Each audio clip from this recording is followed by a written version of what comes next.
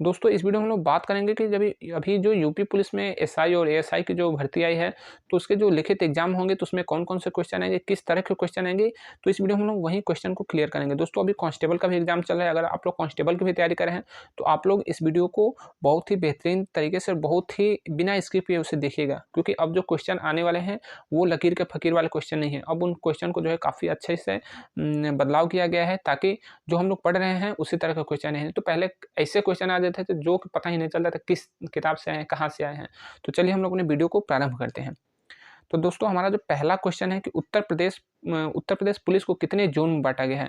तो उत्तर प्रदेश पुलिस को जो है 8 जोन में बांटा गया है, ठीक है। 8 जोन में बांटा गया है। और इसके कितने रेंज है, तो इसके उत्तर प्रदेश पुलिस को 8 जोन के बाद 18 रेंज में बांटे गए, ठीक है। और 18 रेंज में बांटने के बाद जो है जिले में फिर जिलों में बांट दिया गया है, और जिले को जो है तहसील में, या फिर कह सकते हैं कि उसको सर्किल में बांट दिया गया है। तो दोस्तों उत्तर प्रदेश पुलिस के लिए अगर आप लोग तैयारी कर रहे हैं तो केवल किताबी ज्ञान आपके पास नहीं होना चाहिए, आपका विभागीय ज्ञान भी होना चाहिए। अगर आपका विभागीय ज्ञान मजबूत रहेगा तो आप जो है अपने विभाग में एक कदम आगे रहेंगे अपने बाकी दोस्तों से। तो आप जो है ये थंबनेल देख रहे हैं, ये जो हमारे वीडियो का थंबनेल है, आप हमारे चैनल पे जाएंगे तो यूपी पुलिस या फिर पुलिस व्यवस्था से, पुलिस विभाग से बहुत अच्छे वीडियो और बहुत ही बेहतरीन तरीके से मैंने आपको बताया, उसे जरूर देखिएगा, ताकि आप लोग का जो नॉलेज है वो काफ़ी अच्छा हो जाए और काफ़ी स्ट्रांग हो जाए। तो दोस्तों उत्तर प्रदेश पुलिस जो है उसको कितने जोन में बांटा गया है, तो 8 जोन में बांटा गया है, 18 रेंज में बांटा गया है, ठीक है। जोन का मालिक सबसे बड़ा अधिकारी कौन होता है, वो आईजी होता है। रेंज का सबसे बड़ा अधिकारी डीआईजी होता है, ठीक है। और जिले का सबसे बड़ा अधिकारी एसपी, और सर्किल का सबसे बड़ा अधिकारी सीओ होता है, ठीक है।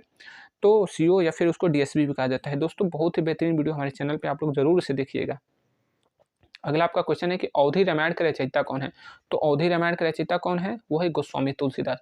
तो अवधि रामायण का मूल नाम जो है है वो रामचरितमानस है, यानी कि रामचरितमानस के रचयिता कौन है, गोस्वामी तुलसीदास है। और संस्कृत रामायण का रचयिता कौन है, तो वो है महर्षि वाल्मीकि, ठीक है। और अवधि रामायण जो है कहाँ पे लिखा गया, तो ये अयोध्या में इसका प्रारंभ हुआ, अयोध्या में खत्म हुआ, यानी कि जो रामचरितमानस है इसका लेखनी कहाँ पे हुई, तो वो अयोध्या में हुई।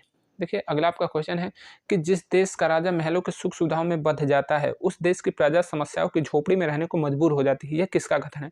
दोस्तों ये कथन जो है चाणक्य का है। दोस्तों इतना बेहतरीन ये कथन है, इतना बेहतरीन, और अपने आप में देखिए आज के समय के अनुसार जो है ये कथन कितना सटीक बैठ रहा है। हमारा देश आज़ाद हुए कितना साल हो गया, 75 साल हो गए, और हमारे देश में 75 साल से राजनीति चल रही है, लेकिन हमारे देश को मिला क्या, इस फटे हाल लोकतंत्र से मिला क्या, इस अधकचरे संविधान से हमें मिला क्या, कुछ नहीं मिला। ना हमारे देश में लोगों को अच्छा स्वास्थ्य मिल रहा है, ना ही अच्छा उनको शिक्षा मिला, ना ही अच्छा उनको रोजगार मिला, उनको जीवन शैली अच्छी नहीं मिली। तो फिर इससे अधकचरे संविधान और फटे हुए लोकतंत्र से हमें क्या फ़ायदा, कुछ फ़ायदा नहीं है।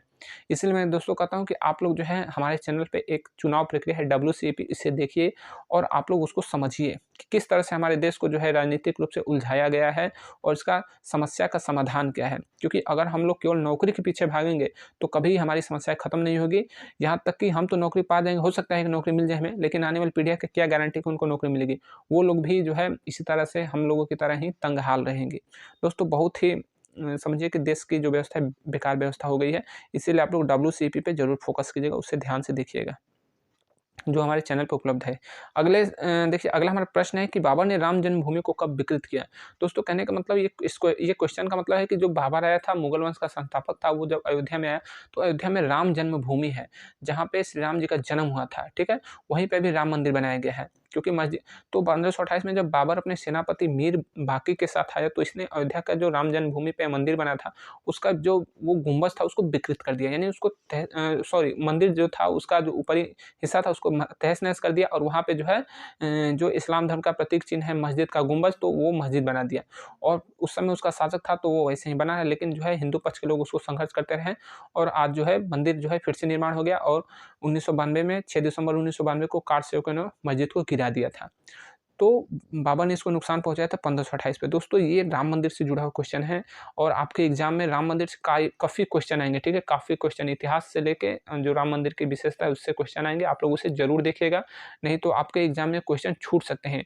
तो मैंने राम मंदिर पे जो है विशेष जो है इस पे सीरीज़ बनाई है और इसमें जो है कई वीडियो अपलोड किए हैं अपने इसी चैनल पे, तो आप लोग उसे देखिएगा और एक भी क्वेश्चन आपको एग्जाम में मिस नहीं होने चाहिए। अगर आप लोग उन्हें देखेंगे तो एक भी क्वेश्चन आपका मिस नहीं होगा। देखिए अगला आपका जो क्वेश्चन है कि एसएसपी का फुल फॉर्म क्या होता है। देखिए एसएसपी का फुल फॉर्म होता है सीनियर सुपरिटेंडेंट ऑफ पुलिस, ठीक है, जिसे हम लोग हिंदी में कहते हैं वरिष्ठ पुलिस अधीक्षक। वरिष्ठ पुलिस अधीक्षक को हम लोग कहते हैं एसएसपी। और जो एसएसपी होता है वो एसपी से एक रैंक बड़ा होता है। एसपी जो है आपका डिस्ट्रिक्ट का जो है सबसे बड़ा पुलिस अधिकारी होता है, जबकि एसएसपी जो है वो आपका कहा जाए तो ये मंडल का सबसे बड़ा सॉरी मंडल नहीं, रेंज कह सकते हैं, या फिर रेंज और मंडल के बीच के भी कह सकते हैं, क्योंकि देखिए जो बड़े शहर होते हैं ना वहाँ पे एसएसपी तैनात होती है। बड़े शहर कहने का मतलब कि जो मंडल टाइप के कहा जा सकते हैं, या फिर जहाँ की पॉपुलेशन ज़्यादा हो, थोड़ी सी वहाँ पे कनेक्टिविटी अच्छी हो, भीड़ वगैरह ज़्यादा रहता हो, या फिर वहाँ पे कोई टूरिस्ट स्थल हो, तो जिसका दायरा थोड़ा बड़ा होता है वहाँ पे एसएसपी तैनाती कर दिए जाते हैं। जैसे कि देखिए अभी हमारे पुलिस विभाग को 8 जोन में 18 रेंज में बांटा गया है। 18 रेंज का मतलब कि 18 मंडल। वो यूपी में कितने मंडल है, तो 18 मंडल है, और 18 जो है आपके रेंज है। लेकिन इसमें 20 एसएसपी की तैनाती की है। अगर आप लोग आज उत्तर प्रदेश पे वेबसाइट निकालेंगे या फिर कहीं से जानकारी निकालेंगे तो उत्तर प्रदेश में कुल कितने एसएसपी की तैनाती की गई है, तो वो 20 स्थान पे की गई है, जबकि 18 रेंज है लेकिन 20 स्थान। क्योंकि कुछ स्थान जो है जैसे दिल्ली एनसीआर में कई स्थान जो है बड़े हैं, वहाँ पे पॉपुलेशन ज़्यादा है, तो लोगों को हैंडल करने के लिए ज़्यादा अधिकारी, बड़े अधिकारी की जरूरत पड़ती है। तो वैसे कुल मिलाकर उत्तर प्रदेश में 20 एसएसपी है, ठीक है। दोस्तों आप लोग जो है एसएसपी के बारे में ज़्यादा जानकारी चाहते हैं तो ये देखिए अभी जो मैंने इस पे थंबनेल लगा है, तो ये किस विभाग में कौन सा पद किससे बड़ा होता है, यानी पुलिस विभाग में कौन पद किससे बड़ा होता है, इसके बारे में डिटेल जानकारी उस वीडियो में दी गई है। साथ ही साथ आपके उत्तर प्रदेश पुलिस के जो विभाग है, तो विभाग स्तर के बहुत अच्छी तरह से मैंने अच्छी जानकारी दी गई, क्योंकि देखिए किताबों में ये सब आपको कहीं नहीं पढ़ने को मिलेगा। लेकिन हाँ, अगर आप लोग पुलिस विभाग को ज्वाइन करना चाहते हैं तो आप लोग अपने विभाग के बारे में पहले से ही जागरूक रहे, पहले से ही अच्छी तरह से जानकारी रखें। तो हमारे चैनल पर जाके वीडियो है जो उत्तर प्रदेश पुलिस से संबंधित, उसे जरूर देखिएगा। बहुत ही अच्छी वीडियो है, आप लोग के बहुत ज्ञानवर्धक वीडियो है। दोस्तों अगला जो क्वेश्चन है कि गांधीनगर किस राज्य की राजधानी है, तो देखिए गांधीनगर जो है गुजरात राज्य की राजधानी है। अगला आपका क्वेश्चन है कि उत्तर प्रदेश पुलिस का राज्यपाल कौन है। दोस्तों ये जो है मिस प्रिंटिंग हो गया है, यहाँ पे टाइप करने में थोड़ा सा गड़बड़ हो गया, यहाँ पे पुलिस नहीं होगा, ठीक है। उत्तर प्रदेश का राज्यपाल कौन है, तो उत्तर प्रदेश का राज्यपाल कौन है, तो ये है आनंदीबेन पटेल। यहाँ इनकी तस्वीर लगी हुई है। अगला आपका क्वेश्चन है कि अंतर्राष्ट्रीय महिला दिवस कब मनाया जाता है, तो अंतर्राष्ट्रीय महिला दिवस मनाया जाता है 8 मार्च को, ठीक है। अंतर्राष्ट्रीय महिला दिवस को मनाया जाता है, तो ये 8 मार्च को मनाया जाता है। अगला आपका क्वेश्चन है कि राम मंदिर की कुल लंबाई कितनी है, तो राम मंदिर की कुल लंबाई, दोस्तों ये थोड़ा सा यहाँ पे मैंने गलत आंसर इसका दे दिया है, ये 250 फीट नहीं होगा, ठीक है। राम मंदिर की कुल लंबाई कितनी है, तो ये 360 फीट है, ठीक है। 360 फीट इसकी लंबाई है, जबकि चौड़ाई इसकी 250 है, ठीक है। 250 फीट इसकी चौड़ाई है, और ऊंचाई कुल ऊंचाई कितनी है, तो 161 फीट है। तो राम मंदिर की ऊंचाई कितनी है, 161 फीट है। लंबाई कितनी है, तो ये 360 फीट है। चौड़ाई कितनी है, तो ये 250 फीट है। दोस्तों राम मंदिर से एक भी क्वेश्चन आपके मिस नहीं होने चाहिए। मैंने अपने चैनल पे बहुत बेहतरीन तरीके से आपके लिए वीडियो बनाया है, उसे आप लोग जरूर देखिएगा, और ये आपके क्वेश्चन में आएंगे जरूर। 1 से 2 नंबर तक आपके क्वेश्चन में आएंगे, तो 1 से 2 नंबर काफ़ी ज़्यादा होते हैं आप एक एग्जाम के लिए। थोड़ी सी भी गलती आपकी जो भारी पड़ सकती है, इसलिए आप लोग कहीं से भी मतलब इसको अच्छी तरह से जानकारी रखिएगा, क्योंकि अभी ये लेटेस्ट का क्वेश्चन है और काफ़ी बड़े मुद्दे बड़े स्तर पे राम मंदिर का मैटर जो है उछला है, इसलिए इसे आप लोग जरूर देखिएगा।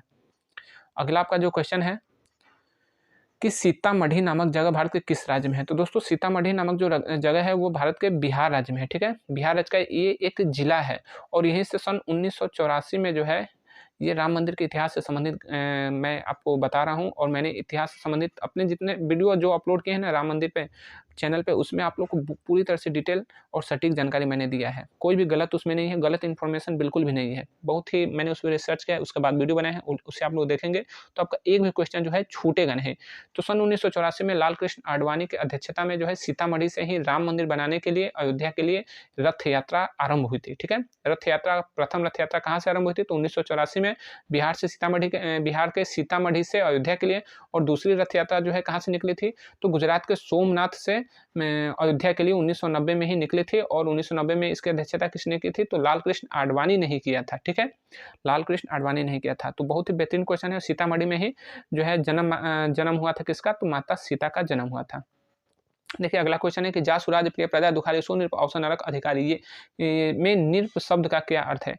दोस्तों मैं थोड़ा जल्दी इसलिए बोल रहा हूँ ताकि आपका जो टाइम है वो बचे, ठीक है।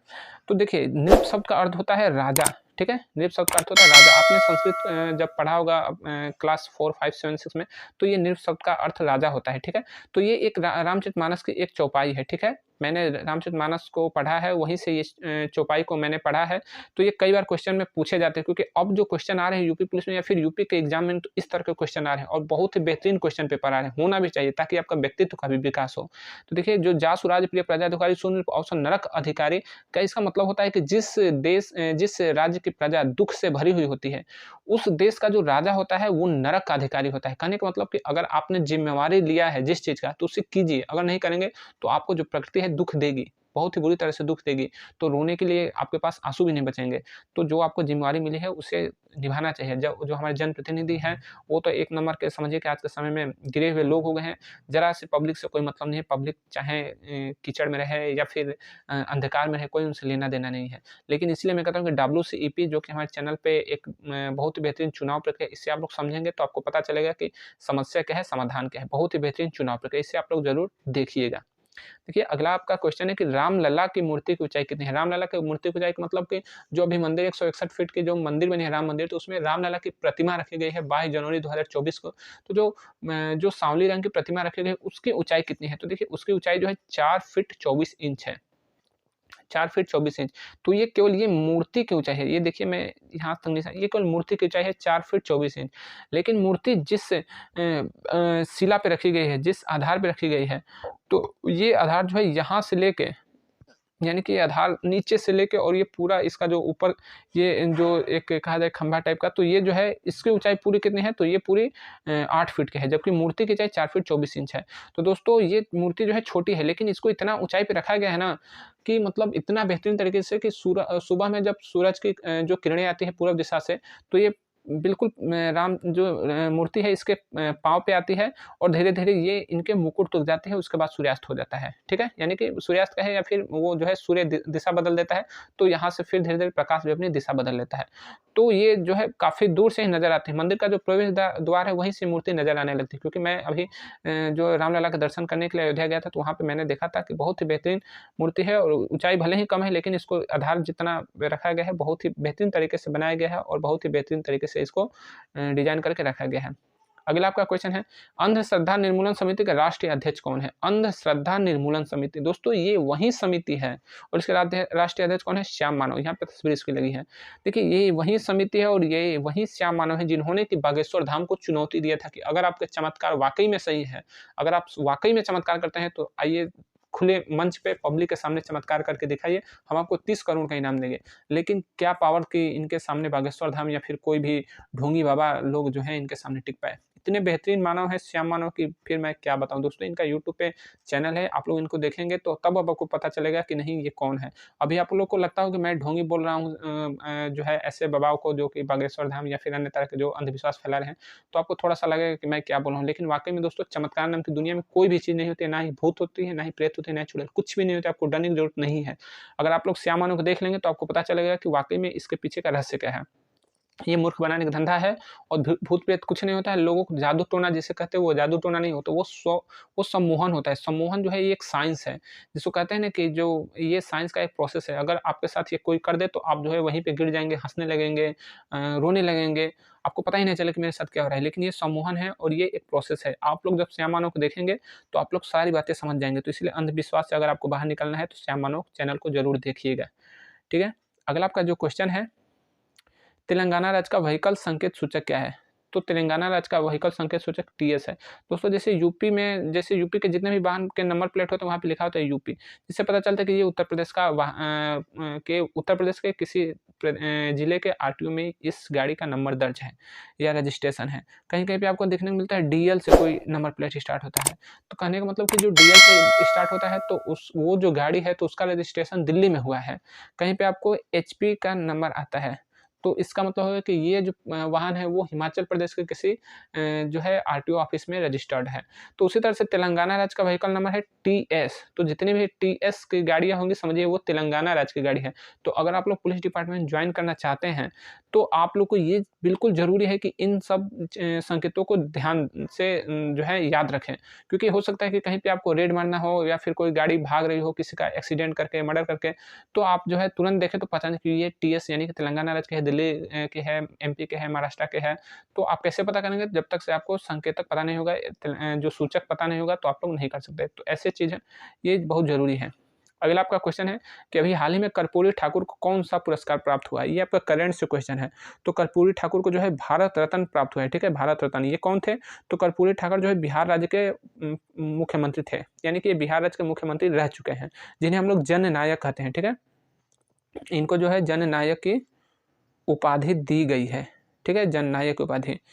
और आपका जो अगला क्वेश्चन है कि आर्य समाज के संस्थापक कौन है? तो आर्य समाज के संस्थापक जो है ये है दयानंद सरस्वती, ठीक है। दयानंद सरस्वती जो कि तस्वीर इनकी लगी हुई है यहाँ पे, ये आर्य समाज के संस्थापक है। दोस्तों ये अंधविश्वास के घोर विरोधी थे, ठीक है, ये अंधविश्वास के घोर विरोधी थे, लेकिन आज के समय में अंधविश्वास जो है आर्य समाज में इतना ज़्यादा पल और फूल रहा है कि फिर कहने वाली कुछ बातें नहीं है। मतलब समझिए जिन्होंने आर्य समाज का स्थापना किया, उन्हीं के समाज में अंधविश्वास फल फूल रहा है। ये घोर विरोधी थे, भगवान को नहीं मानते थे, ये जो है अंधविश्वास चमत्कार को नहीं मानते थे, ये बस मानते थे कर्म को, ठीक है। और ये कहते थे कि कर्म कीजिए। और इन्हीं के जो शिष्य थे वो कौन थे? तो स्वामी विवेकानंद, ठीक है। इनके शिष्य स्वामी विवेकानंद, वो भी जो है मूर्ति वगैरह को नहीं मानते थे, चमत्कार को नहीं मानते थे, वो कहते थे कि कर्म कीजिए, ठीक है, कर्म की दिशा में आगे बढ़िए। लेकिन हमारे समाज में बहुत ही अंधविश्वास बढ़ गया। अंधविश्वास आप लोग बिल्कुल भी उनके चक्कर में मत पड़िएगा, ठीक है। बस मेहनत करते रहिए, आपको सफलता मिलेगी। मेहनत करेंगे तो जो सपना देखेंगे सारे पूरे हो जाएंगे, लेकिन हाँ, प्रयास करना पड़ेगा। देखिए अगला जो क्वेश्चन है, रिटायर्ड सांसदों को कितना पेंशन मिलता है? तो रिटायर्ड सांसदों को पेंशन मिलता है 25,000 और 27,000। देखिए इसका मतलब हुआ कि ये जो 25,000 है, तो लोकसभा से जितने लोग रिटायर होकर आते हैं उनको अभी वर्तमान में कितना पेंशन मिल रहा है? 25,000। जो लोग राज्यसभा से आ रहे हैं रिटायर होकर, उन्हें 27,000 मिल रहा है, क्योंकि लोकसभा का जो कार्यकाल होता है वो 5 साल का होता है, जबकि राज्यसभा के जो सदस्य होते हैं वो 6 साल कहिए कि ड्यूटी करके आते हैं, तो उनको मिलता है 27,000, 2,000 उनको अधिक मिलता है। मतलब कि समझिए कि लोकतंत्र का कितना भद्दा मचा गया है कि जो हमारे पैरामिलिट्री फोर्सेज हैं उनका 2004 से पेंशन बंद और इनका जो है चालू हो गया है। तो वो इतना ज़्यादा वर्क कर रहे हैं, 14-15 साल ड्यूटी कर रहे हैं, उसके बाद भी उनको पेंशन नहीं मिल रहा है। और ये एक दिन के लिए भी अगर सांसद रह गए, चाहे अगले दिन सरकार गिर जाए या कुछ भी हो जाए, लेकिन अब इनकी जो है पेंशन स्टार्ट हो गया है। तो ये समझिए कि ये क्या है, ये समझिए कि फ़ायदा अपना उठा रहे हैं, ठीक है। ये लोकतंत्र का जो लूप होल है उसका ये लोग फ़ायदा उठा रहे हैं। तो लोकतंत्र आज के समय में हमारे देश में लोकतंत्र नहीं है, ये एक फटा हुआ लोकतंत्र कह सकते हैं। जो संविधान है ये कचड़ा संविधान है। इससे कुछ बताइए कि 75 साल हो गए हमारे देश में संविधान से तहत चुनाव होते हुए, क्या मिला? कुछ नहीं मिला हमारे देश में। गरीब लोग और गरीब हो गए, भीमराव अम्बेडकर को मारने वाले लोग और गरीब हो गए, और वहीं जो ऊँचे लोग थे वो और ऊँचे होते चल गए। तो फिर क्या फ़ायदा हुआ हमारे समाज को और हमारे देश को? इस लोकतंत्र से, इस कचड़ा संविधान से कुछ फ़ायदा नहीं हुआ। इसीलिए जो है आप लोग चुनाव प्रक्रिया को बदलने की कोशिश कीजिए। हमारे चैनल पे आके जो है WCEP को देखिए, समझिए, जानिए, तभी हम भी जो है समस्या से निजात पाएँगे और हमारी आने वाली पीढ़ी भी समस्या से निजात पाएँगी। दोस्तों अगला जो क्वेश्चन है कि थल सेना का पश्चिमी कमान कहाँ है? तो थल सेना का पश्चिमी कमान है चंडीगढ़, ठीक है। चंडीगढ़ में पश्चिमी कमान है। पूर्वी कमान कहाँ है? तो ये कोलकाता में है। उत्तरी कमान कहाँ है? तो ये उधमपुर, जो कि जम्मू कश्मीर में है। और इसका जो दक्षिणी कमान है वो कहाँ पे है? वो तो पुणे महाराष्ट्र में है, ठीक है। तो थल सेना के कितने कमांड है? 7 टोटल कमांड है, ठीक है, जिसमें एक ट्रेनिंग कमांड भी है।